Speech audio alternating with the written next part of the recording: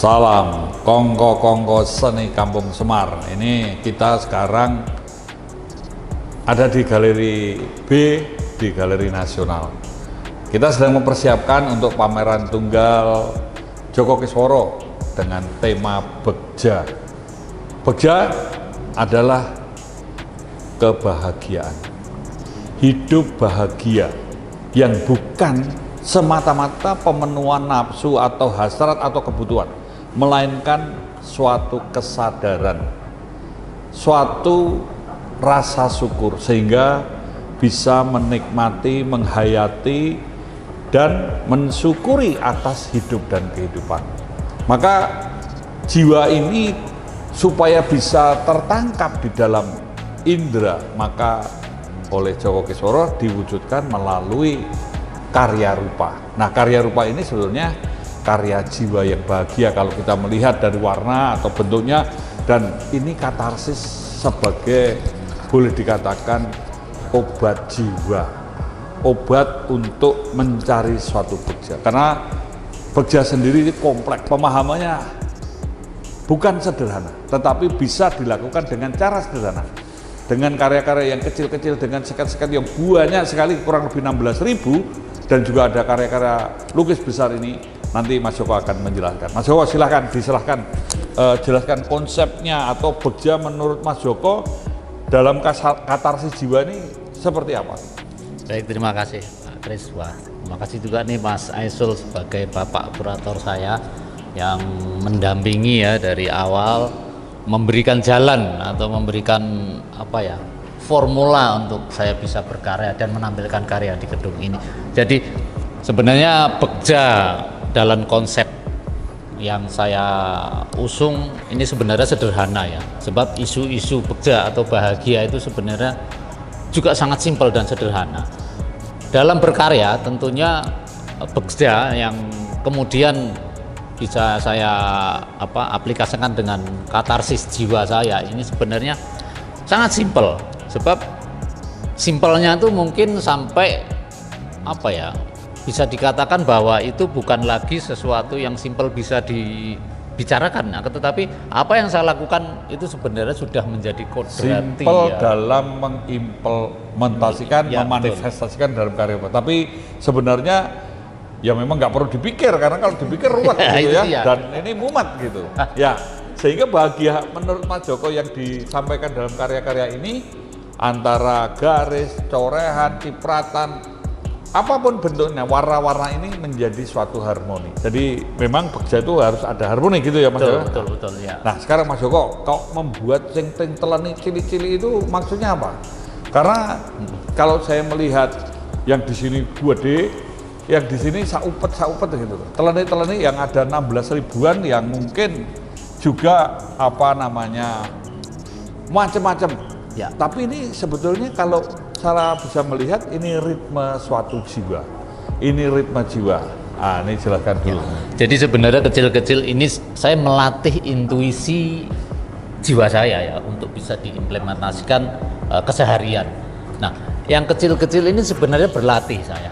Berlatih intensitas sebagai gerak rasa gitu. Betul, ya. Gerak rasa, gerak ya apapun mungkin ya. Jadi intuisi itu kadang-kadang ada sesuatu kepenatan atau kesedihan atau ya apa yang dialami ya, mungkin kadang-kadang juga di dalam kehidupan itu kan ada kesulitan dalam hidup apapun gitu. Nah, di dalam karya-karya kecil ini tuh saya bisa melepaskan sesuatu melepaskan sesuatu yang kepenatan tadi itu dengan rasa enjoy ya. Ini berarti seperti melatih sesuatu kaligrafi sambatan. Sambatan jiwa.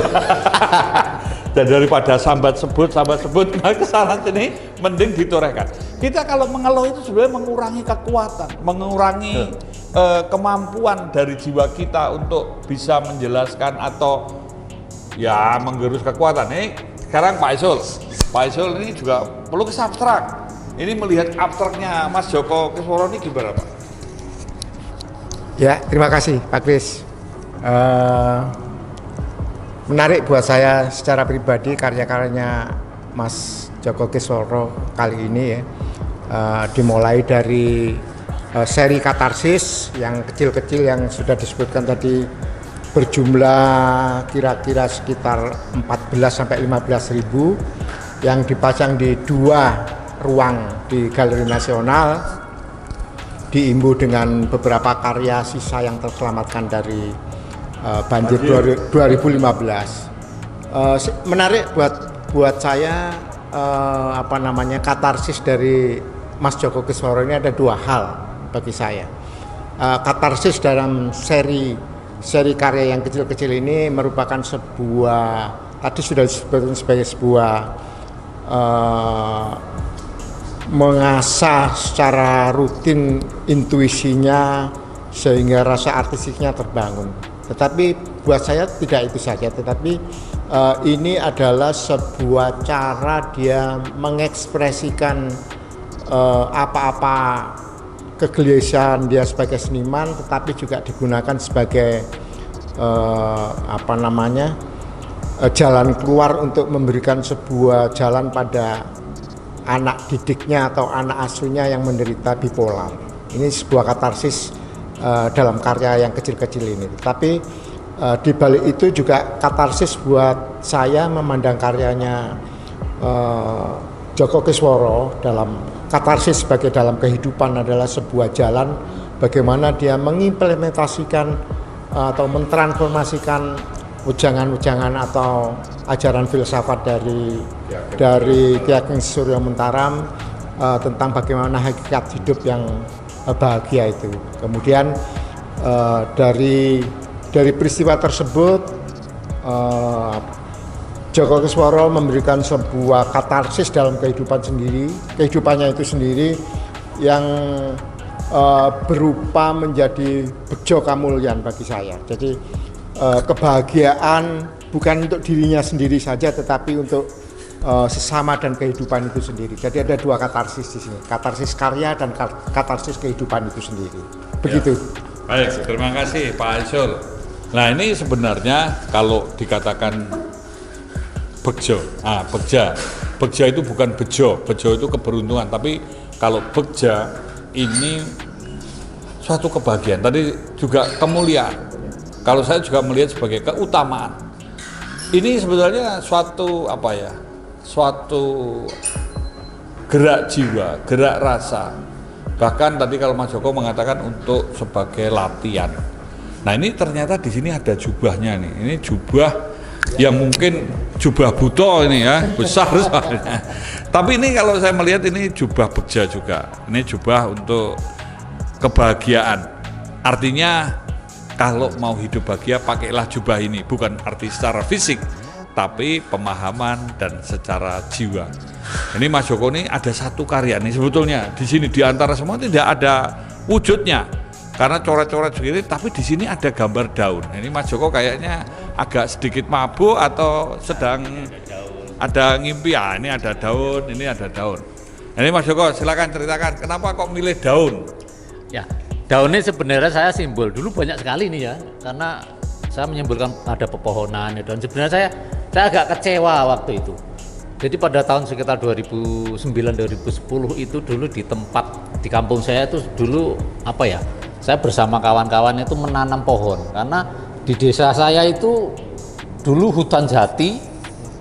Nah, hutan jati itu tiba-tiba yang lalu ya setelah reformasi tahun 98 tuh tiba-tiba tuh hutan langsung gundul habis dan akhirnya di desaku itu kekurangan air, jadi mata airnya akhirnya nggak ada, kering. Nah di situ waktu itu saya banyak sekali mencoret-coret bentuk daun pohon seperti itu. Jadi ketika aku menanam pohon waktu itu saya dapat bantuan dari seseorang untuk menanam pohon. Karena kalau bahasa Jawa, wit jati we sopo, we negoro.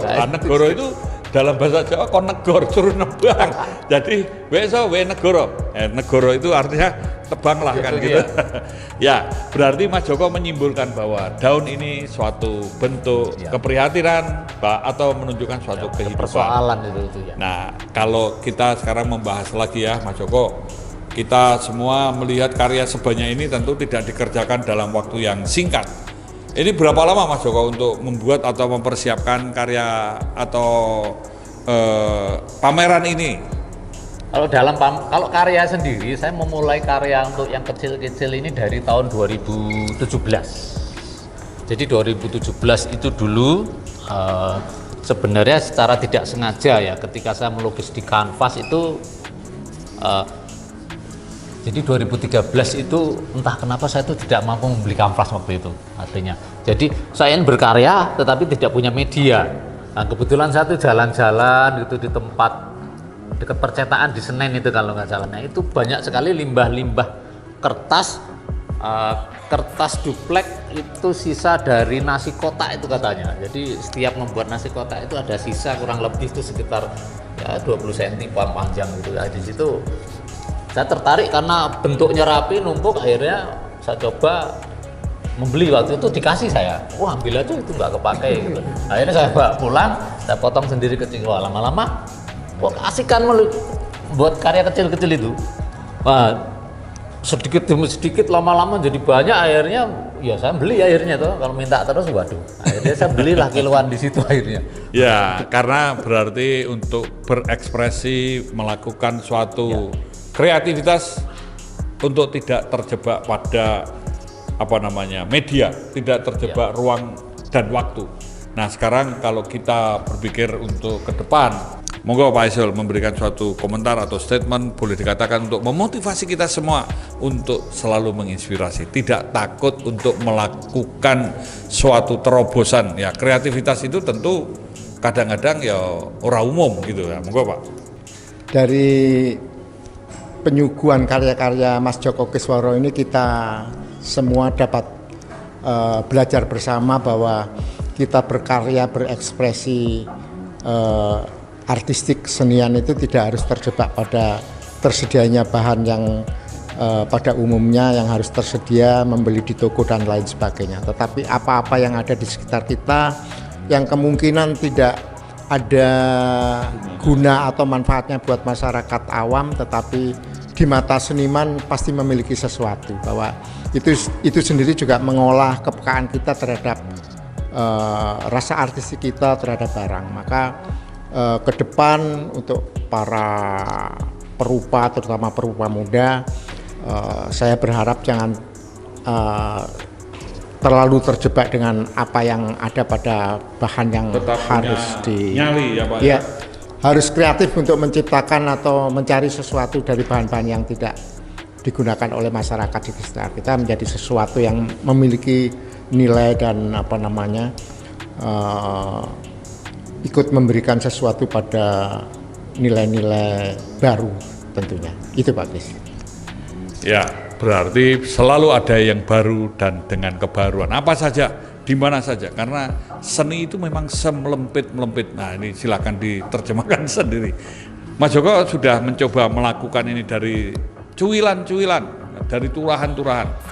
Apa yang menjadi harapan dan apa yang dirasakan kepuasan atau ya lego gitu ya bahasa Jawanya. Saya ada kelegaan, ada suatu boleh dikatakan ini suatu cita-cita, ini suatu impian, karena ketika melihat galas yang begitu tinggi sehingga Mas Joko pernah ditolak, untuk nonton saja ditolak, apalagi bisa berpamer. Monggo Mas. Ya, terima kasih. Memang banyak sekali kisah ketika saya bisa berpameran di Galeri Nasional ini, dan saya sangat berbahagia. Dan berbahagianya mungkin berbahagia dan berbahagia, sebab dari karya ini saya menyimpulkan atau memberikan simbol bahwa kebahagiaan yang sederhana itu bisa ditempuh dengan cara apapun.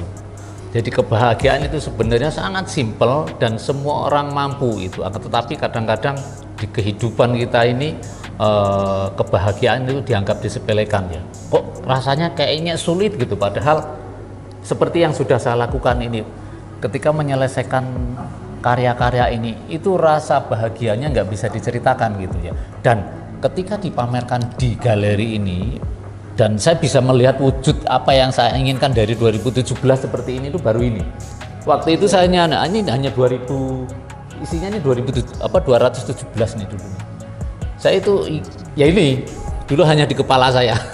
Jadi 2022 ini langsung impian bisa yang saya menjadi lihat kenyataan, wujudnya. ya. Ini bahagianya tidak bisa saya utarakan, Pak. Ya.